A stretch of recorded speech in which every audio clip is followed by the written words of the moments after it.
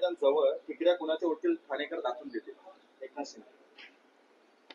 ठाण्यामध्ये आणि मुंबईमध्ये ठिकऱ्या गद्दारांच्याच होत्या. खरं म्हणजे विधानसभा निवडणुकीत घोटाळा केला नसता मतदार यादीमध्ये तर ठिकऱ्या तेव्हाच उडाल्या होत्या.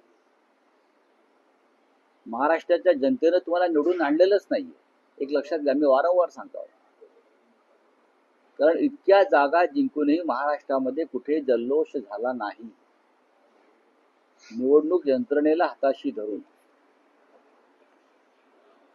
मतदार यादीत घोटाळे करून पैशांचा प्रचंड वापर करून यंत्रणा विकत घेऊन आपण जिंकलेला आहे. पण हे महानगरपालिका निवडणुकीत चालणार नाही. निवडणूक आयोगावरती विरोधी पक्षानं, सर्वपक्षीय शिष्टमंडळानं हा पहिला हल्ला केला. सर्वपक्ष शिष्टमंडळानं भेटून निवडणूक आयोग आणि सत्ताधाऱ्यांमधलं जे साटेलोट आहे ते उघड केलेलं. आता एक पाऊल पुढे जाईल. सर्व प्रमुख नेते जे आहेत, जे सर्व पक्षीय शिष्टमंडळामध्ये होते, त्यांची आपापसात चर्चा सुरू आहे की निवडणूक आयोग ज्या पद्धतीनं काम करतोय दबावाखाली, आणि आपण वारंवार त्या संदर्भात निवेदनं देतोय, भेटतोय, भूमिका सांगतो आहोत, पुरावे देत आहोत, तरी सुद्धा निवडणूक आयोग ऐकायला तयार नसेल तर निवडणूक आयोगाला रस्त्यावर उतरून दणका द्यावा लागेल. अशा प्रकारचं एकमत हे सर्व पक्षीय नेत्यांमध्ये होताना आम्हाला दिसतंय. पण त्याच्यात चर्चा सुरू आहे. कालच माननीय उद्धव ठाकरे राजसाहेबांशी चर्चा झाली. माननीय शरद पवार किंवा डावे पक्ष, काँग्रेस पक्षाचे अध्यक्ष हर्षवर्धन सपकाळ या सगळ्यांमध्ये एकमेकाशी चर्चा करून पुढलं पाऊल काय टाकायचं यावर निर्णय आता घेतला जाईल. निवडणूक आयोगाला सोडणार नाही आणि घोटाळे करणाऱ्यांना सुद्धा क्षमा केली जाणार नाही.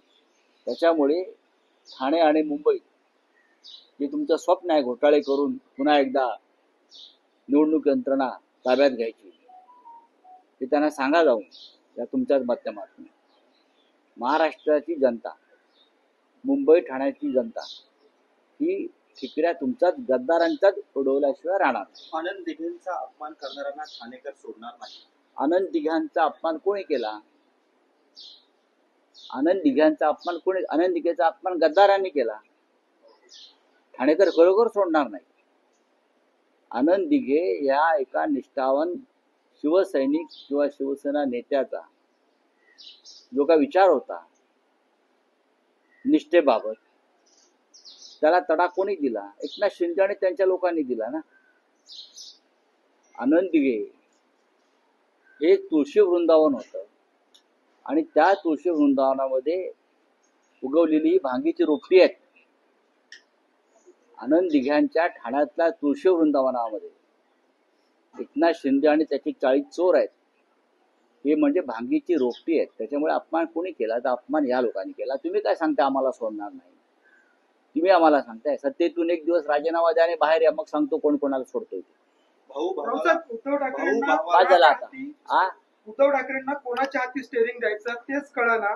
त्यांचा ड्रायव्हर सारखा बदलतो असा टोला श्रीकांत शिंदेने लगावला. पुढे काय? गिरिराज सिंह ने मुस्लिम लोग को नमक हराम कहा है. जो गिरिराज सिंह ने अगर किसी को नमक हराम कहा है, उसका मतलब कोई नमक हराम नहीं होता है ना. बात ऐसे उसने नमक हराम क्यों कहा कि गिरिराज सिंह जी कहते हैं, जो केंद्रीय मंत्री है, कि केंद्र के सभी योजनाओं का लाभ मुसलमान उठाते हैं, करेक्ट, और हमको वोट नहीं देते. ये सरासर गलत है. बहुत से ऐसी जगह है जहां मुसलमानों ने 2014 में मोदी को भर भर के वोट दिया है. यूपी में दिया है, बिहार में दिया है. तो आप उनको नमक हराम, आपको वोट नहीं दिया इसलिए आप आपके नमक हराम है देश के हो. आपको अधिकार किसने दिया किसी एक जाति को? तो आपको तो इस देश में बड़ी संख्या में हिंदुओं ने वोट नहीं दिया है। महाराष्ट्र में नहीं दिया लोकसभा में वोट, बंगाल में नहीं दिया है, केरल में नहीं दिया है, जम्मू कश्मीर में नहीं दिया है, कर्नाटक में नहीं दिया है। तो क्या हिंदुओं को भी आप नमक हराम कहेंगे मिस्टर गिरिराज सिंह? आप वोट चोरी करके चुनकर आए हैं, आपको तो हिंदुओं ने भी वोट नहीं दिया है। तो क्या आप मुसलमानों के साथ जिस हिंदुओं का नमक आप खाते हो सत्ता का, आप उनको भी नमक हराम कहेंगे क्या? इस प्रकार की भाषा का इस्तेमाल अगर कोई केंद्रीय मंत्री करता है तो मोदी जी ने उसको तुरंत मंत्रिमंडल से हटाना चाहिए। किसी व्यक्ति को, जाति को, धर्म को आप नमक हराम इस प्रकार से नहीं कह सकते, समझा? हाँ राहुल सर, कुंभमेळ्यामध्ये पुरोहित उपलब्ध व्हावे म्हणून वैदिक विधीसाठी आता अभ्यासक्रम सुरू करतायत ITI मध्ये. राज्य सरकारने हा निर्णय घेतलेला आहे. राज्य सरकार बघून घे ना. सर मनसेचा आज गोरेगावमध्ये मेळावा आहे, त्याचा वाटा आपण. SIR पे चुकी है. हाँ? मनसेचा मेळावा आहे. अमित शाह ने कहा है कि राहुल गांधी SIR पे चुप क्यों है? कहाँ चुप है? हम चुप नहीं है, न राहुल गांधी जी चुप है। उस मामले में सबसे बड़ा आंदोलन तो राहुल गांधी जी ने किया था। अब बिहार का नतीजा आने के बाद अमित शाह जी चुप हो जाएंगे। अब देखिए अमित शाह जी क्या बोलते हैं क्या नहीं बोलते उसका ऊपर देश नहीं चलेगा। आप सिर्फ देश के गृह मंत्री है, आपके पास सत्ता है, आपके पास पुलिस CBI ED है, इसलिए आपकी बात सुनी जाती है। चलिए, थैंक यू। महाराष्ट्रामध्ये मोठ्या प्रमाणात फटाक्याची आतिषबाजी होते. तिकडच्या रहिवाशांनी मागणी केली आहे की उच्च न्यायालयाचं उल्लंघन करतायत, कठोरात कठोर कारवाई करा अशी मागणी केलेली आहे तिकडच्या रहिवाशांनी. करू द्या ना मागणी. मला असं वाटत नाही रहिवाशांनी अशी कोणी मागणी केली असेल. शिवाजी पार्कला बहुसंख्य मराठी आणि हिंदू बांधव आहेत. दिवाळी आमचा सगळ्यांचा सण आहे. तो का काळोखात साजरा करायचा का? तो काळोखात साजरा करायचा का? संपूर्ण काल आम्ही पाहिलं की उद्धवजी, राजजी, दोन्ही पक्षाचे कार्यकर्ते, मराठी बांधव मोठ्या संख्येने शिवाजी पार्कला उपस्थित होते. हा, दीपोत्सव होता. आकाशामध्ये फटाक्यांची रोषणाई केली ना, वाजले फटाके थोडा काळ. त्यात एवढं वाईट वाटून घ्यायचं कसलं? पर्यावरण बिघडत आहे.